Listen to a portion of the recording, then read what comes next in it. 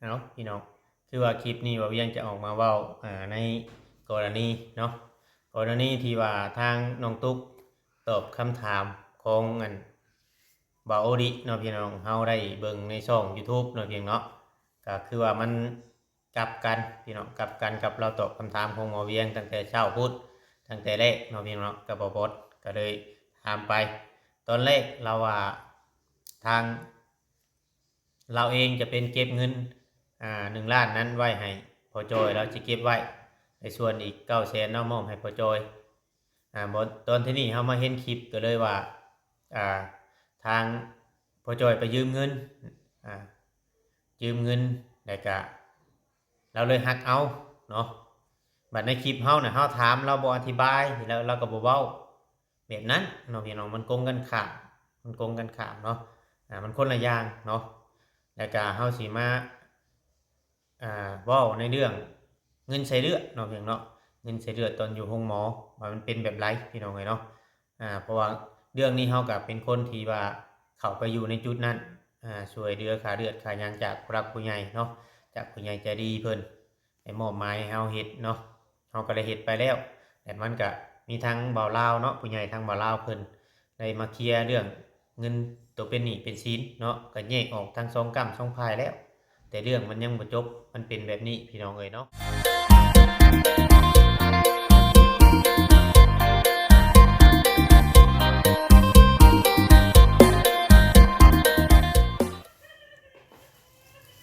กับสบายดี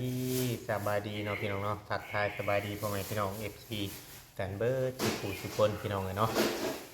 ทางฝั่งไทยแล้วก็อยู่ทางฝั่งลาวอยู่ทางต่างประเทศเนาะเพียงเนาะ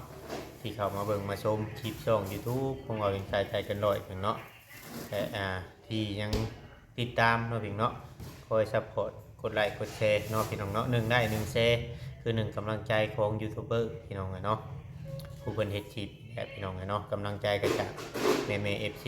ที่ว่าเข้ามาให้กำลังใจคอยแนะนำนู่นนั่นนี่พี่น้องเนาะอยู่เพื่อนพี่น้องเนาะทางบ่เวียงก็เฮ็ดคลิปเนาะลูกเมียกันย่างผ่านไปผ่านมาอยู่ FC ก็เห็นแต่ในกล้องแล่นไปแล่นมาอยู่แต่ว่ามีเรื่องอยากมาตอบคำถาม FC นิดนึงพี่น้องเนาะมีเรื่องมาตอบคำถาม FC นิดนึงFC ว่าบ่าวเวียงเอ้ยว่าเนาะเป็นหยังเด้เจ้าคือเข้าไปยุ่งยากกับมันทางเงินคิดน้องตุ๊กนี้เป็นว่าเนาะพี่น้องเนาะเฮาก็อธิบายแล้วก็เว้ายากอยู่พี่น้องเนาะคือทางบ่าวเวียงนี่ทางเงินบ่จิตนี่เพิ่นได้มอบหมายเนาะเพียงเนาะเพิ่นได้มอบหมายให้ทางบ่าวเวียงไปถามเบิ่งเนาะผู้รักผู้ใหญ่เพิ่นอยากเบิ่งคือทางเรานี่เราสิบ่เข้าไปแล้วนะพอดีทางบ่าวเวียงนี่ได้เข้าไปคุมืออยู่เนาะอ่าก็เลยเราเลยบอกเนาะบอกเฮาก็ตามหมู่คู่เนาะพี่เนาะคนเคยทำงานร่วมกันก็เคยไปเคยมานำกันเรื่อยอยู่พี่น้องเนาะกับบ่จิต FC ก็คือสิฮู้เนาะพี่เนาะอ่า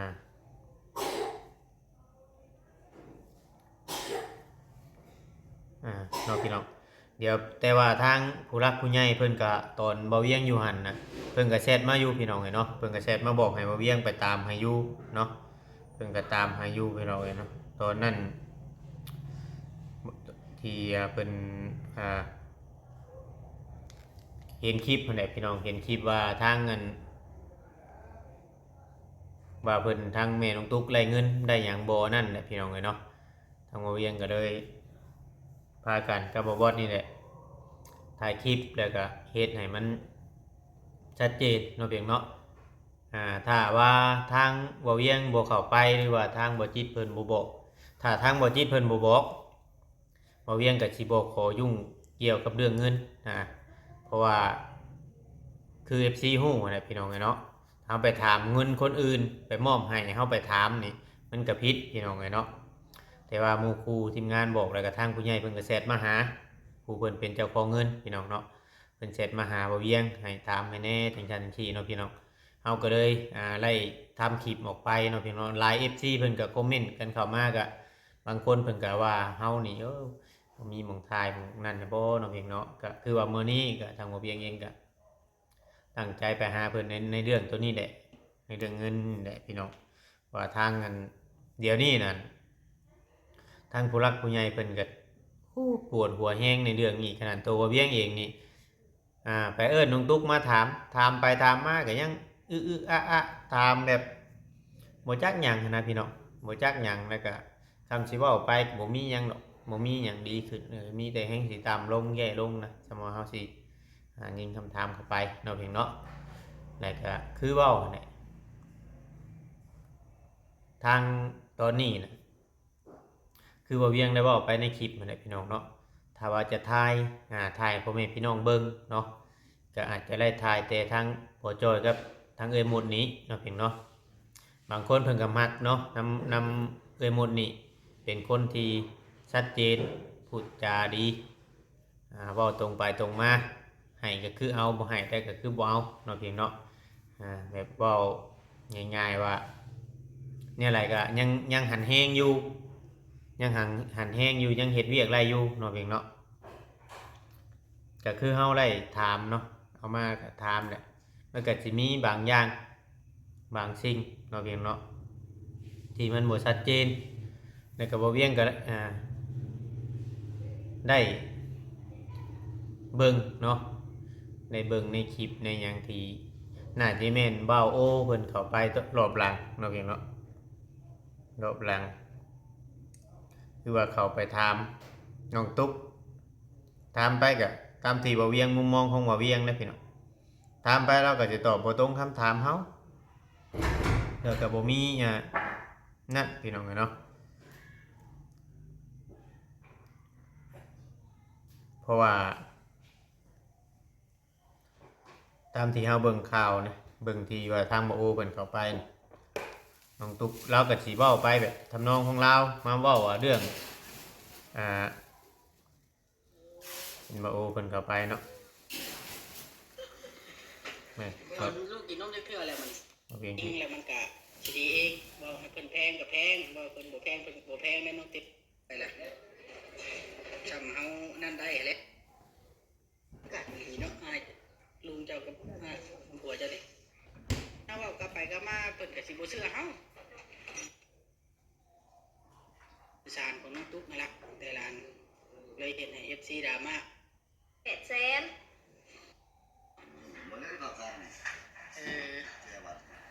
ผู้นี้คือเมียเจ้าไปเบิ่งไปว่าคือเมียเจ้าเองหน้าตาแล้วนะ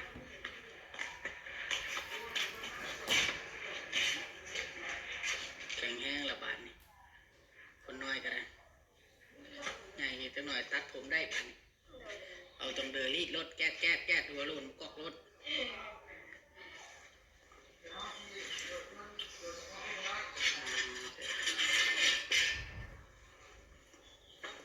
หลายคนวันนี้ก็คักเนาะมีอย่างก็เฮ็ดบุบปับข้าวเดียว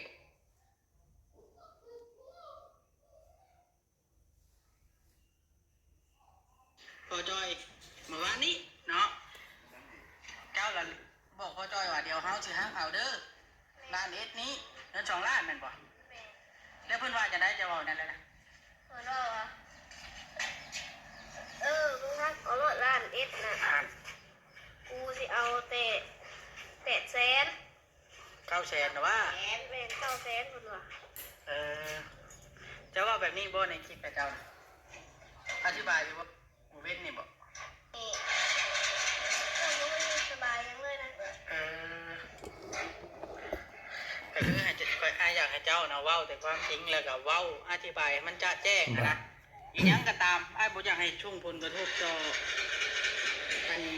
คนรอบข้างเจ้า อย่างนี้นั่นคือว่าตอนที่ทางบ่เวียงกับทางบ่วอดอยู่หันเนาะเพียงเนาะน้องตุกลงมาถามเนาะมาถามเนี่ยเราก็บ่ได้ว่าหยังเนี่ยเราก็เว้าว่าเราเองจะเป็นคน เก็บเงินเนาะพี่น้องเราเองจะเป็นคนเก็บเงินส่วนของพ่อนี่ไว้เนาะพี่น้องเก็บไว้ให้พ่อเราตอบมาแบบนี้พี่น้องเอ้ยเราบ่ได้ว่าค่านู่นค่านี่เนาะแล้วก็บัดนั้นพอเฮาถามหลายเราก็บ่นั่นเราก็มีแต่ว่านั่นแล้วก็ว่าถ้าบ่ได้เฮาสิเอาคืนการเว้าน่ะมันบ่อยู่ภาคเก่าพี่น้อง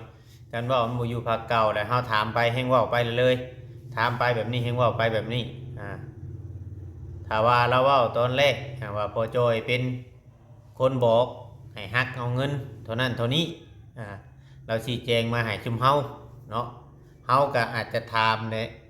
ตั้งคำถามขึ้นมาถามพ่อจอยอีกเทื่อนึงตอนนั่งต่อหน้ากันนะพี่น้องตอนนั่งต่อหน้ากันเฮาอาจจะตั้งคำถามขึ้นมาว่าเป็นแบบนี้บ่พ่อจอยน้องตุ๊กมาที่ปลายให้ฟังแนวนั้นแนวนี้เจ้าเป็นหนี้แล้วบ่ยืมเงินแล้วบ่นู่นนั่นนี่นะพี่น้องเนาะในเมื่อเรื่อง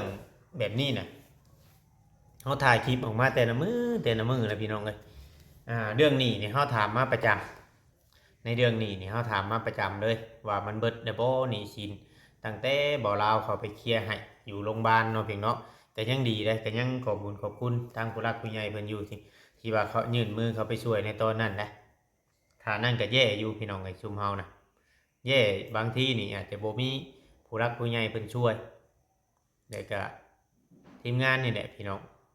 ก็ต้องถ่ายคลิปให้พ่อแม่พี่น้องเบิ่งเนาะเพราะว่าทางเคสของน้องตุ๊กนี่เขาถิ่มได้ว่าง่ายๆพี่น้องเนาะเขาถิ่มเนี่ยในบัดที่นี่แหละพอมื้อนี้หลังจากเบาเวียงออกมาแล้วเนาะเบาเวียงก็เพราะว่าทีมงานเนาะเพียงเนาะทางเบาดีเพิ่นเข้าไปแล้วมันคลิปมันแจ้งเตือนเข้ามาแล้วมาเฮามาเบิ่งแล้วมันกลับกันนะพี่น้องมันกลับกันน้องตุ๊กว่าพอจะเอาแค่900,000พอจะเอาแค่900,000พี่น้องไงเนาะน้องตุ๊กว่าน้องตุ๊กเอาไว้ล้านเอ็ดแต่พอทีนี้ถามว่าแบบนั้นตอนนั้นในวินาทีนั้นตอนที่ชุมเฮาขึ้นมาถามเป็นยังคือโบโตแบบนี้เป็นยังคือโบโตความจริงคือโบเว้าทุกสิ่งทุกอย่างคือว่าเอาเงินไปซื้อพากระจัดซื้อไปซื้อสังกะสีสิมาปุกกระต๊อบสิมาปุกบงยูไหมเนาะโดยที่ว่าโบอยู่เพื่อนดังงานจนเท่าลูกใหญ่เพิ่นเว้าแบบนี้ในทีมงานเอาเองก็จนไปโตบ่ได้ในตอนนั้นแต่ผู้ใหญ่เพิ่นก็ FC หลายคนเพิ่นก็ยังตำหนิชุมเฮาอยู่ว่ามันบ่แม่นเรื่องของชุมเฮาในส่วนเรื่องเงินเรื่องหยังนี่ทางบ่เวียงอธิบายให้ฟังแล้วแต่ว่าบัดนี้ทางผู้รับผู้ใหญ่เพิ่นก็แชทมาเนาะทางบ่จิตเพิ่นก็ได้มอบให้ทางบ่เวียงนี้ถามเนาะให้ผู้ใหญ่เพิ่นเบิ่งว่าได้รับแท้บ่เงินนี่จากน้องตุ๊กนี่เฮาก็เลยถามตั้งคำถามขึ้นมาก็บ่ได้ถามดวงลายหรอกพี่น้องถามน้อยนึงแล้วก็ให้ทางเงินพ่อจ้อยนี่เอาลงไปส่งจังหน่อยมันสิเกิดปัญหามีการตามมาคือเขาบ่จิตเอามาเมื่อวานนี้อย่างลาวนะพี่น้องคือว่าเนาะหลังจากที่ซุมเฮาอยู่หั่นถ้าว่าเงินในจำนวนนั้นหักเงินในจำนวนที่น้องตุ๊กว่าจะหักค่านั่นค่านี่หักเก็บไว้เลยล้านเอ็ดนะหลังจากซุมเฮาอยู่หั่นนะทั้งผัวน้องตุ๊กก็ได้โทรมาพี่น้องเนาะได้โทรมาก็คือว่าบ่ได้เว้าได้เรื่องแบบนี้นะ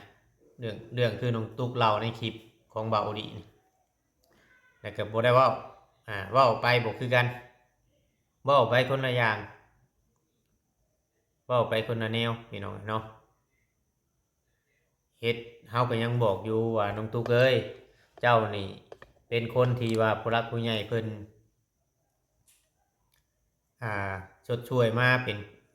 รอบใหม่คือว่ารอบก่อนๆนะตั้งว่าแต่รอบหลายๆแล้วพี่น้องเพิ่นก็ช่วยมาหลายเนาะ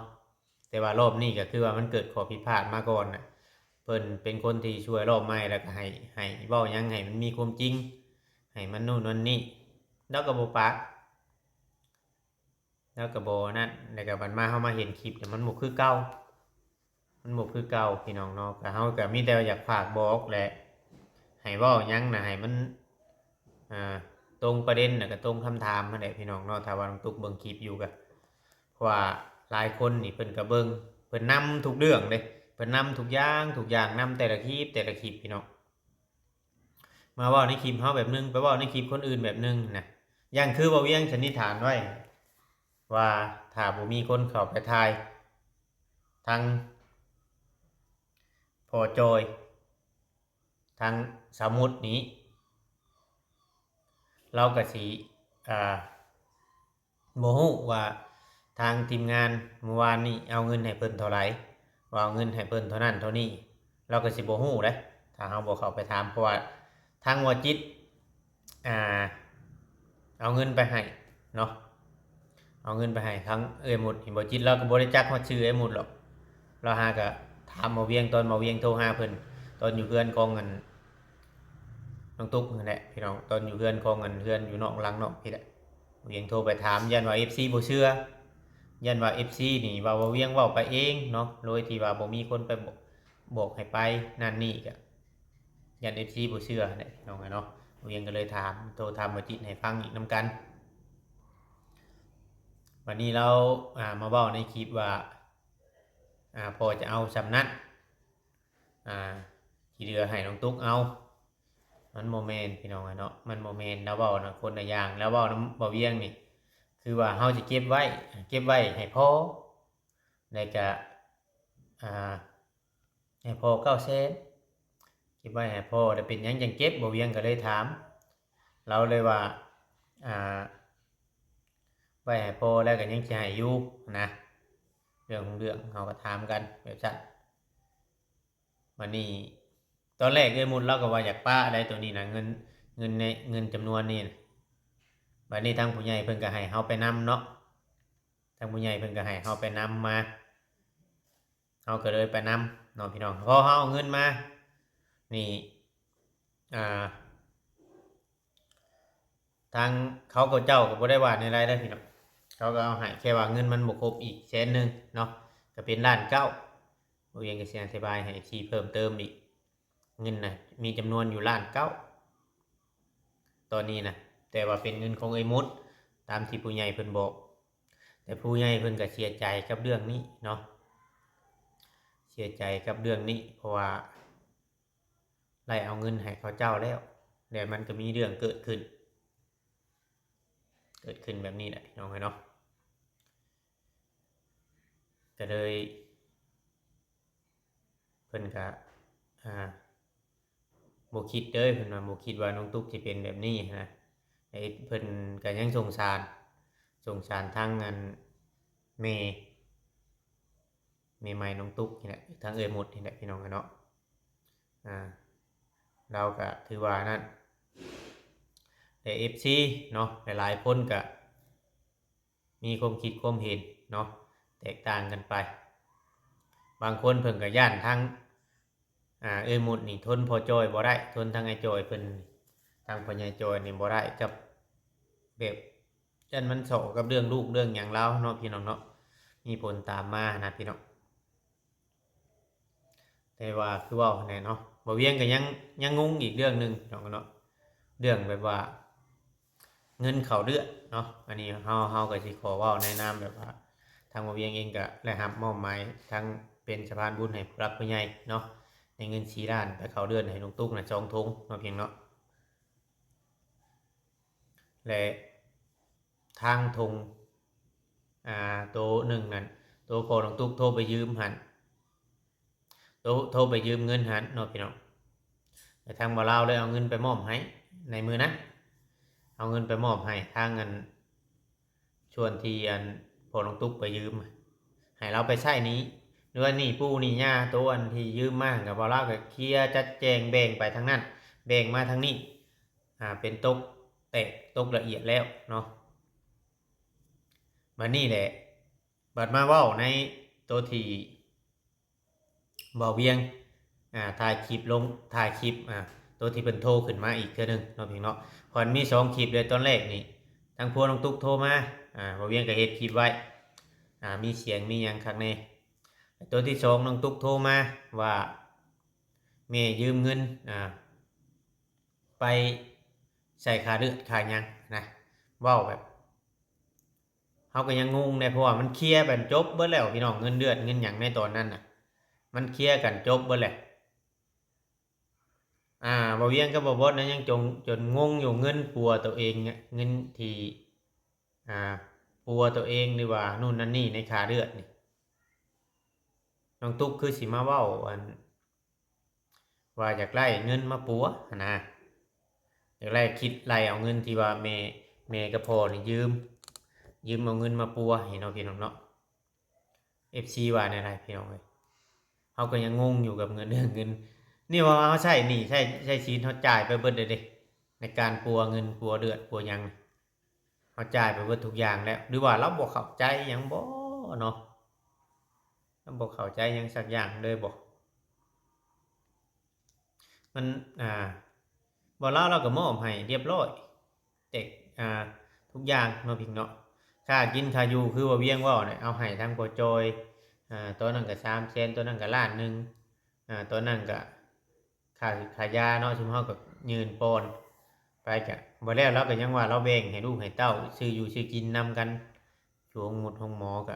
เราก็เฮ็ดถูกเนาะถึงผู้รับผู้ใหญ่เพิ่นจะว่าตัวนี้มันเป็นส่วนของพ่อจอยเด้อบ่ยุ่งเกี่ยวหยังกับทางส่วนขายยาของลูกๆเดี๋ยวเราก็ได้แบ่งคือเก่านะพี่น้องอันนี้แหละที่ว่ามันบ่มีความชัดเจนมันบ่มีความโปร่งใสเนาะพี่เนาะคือว่าเฮามื้อนี้เฮาก็ได้ทำหน้าที่ที่ว่าทางทีมงานเพิ่นได้วางไว้เนาะพี่เนาะเพิ่นได้มอบให้แล้วก็ทำหน้าที่ทางผู้หลักผู้ใหญ่เพิ่นให้เฮาไปนำเรื่องนี้เนาะพี่เนาะก็เลยเฮ็ดบ่เวียงเองก็ได้เนาะพี่เนาะคือว่ามันคือบ่เวียงเว้านั่นแหละพี่น้องเนาะเฮาบ่ได้เจตนาในเรื่องนี้โดยตรงขนาดพี่น้องมันสิ FC บางคนสิมาล่าเฮาก็บ่ได้เนาะพี่เนาะสิมาว่าให้เฮาก็บ่ได้เลยพี่น้องเนาะคือว่าเฮาก็เฮ็ดว่าเฮาว่าเฮาเฮ็ดดีที่สุดแหละพี่น้องเนาะแต่ว่าบางเทื่อบางทีก็อาจจะบ่ถูกใจคนเพราะว่าคนหลายคนเนาะสิให้ถูกใจเบิดผู้คนมันเป็นไปบ่ได้พี่น้องเนาะเฮาก็ต้องผิดพลาดเฮาก็ต้องกราบขอโทษขออภัยเนาะพี่น้องเนาะสำหรับคลิปนี้ก็ขอจบลงไว้ก่อนพี่น้องไว้พบในคลิปต่อไปนะพี่น้องเนาะขอกล่าวคำว่าสบายดีพี่น้องเนาะ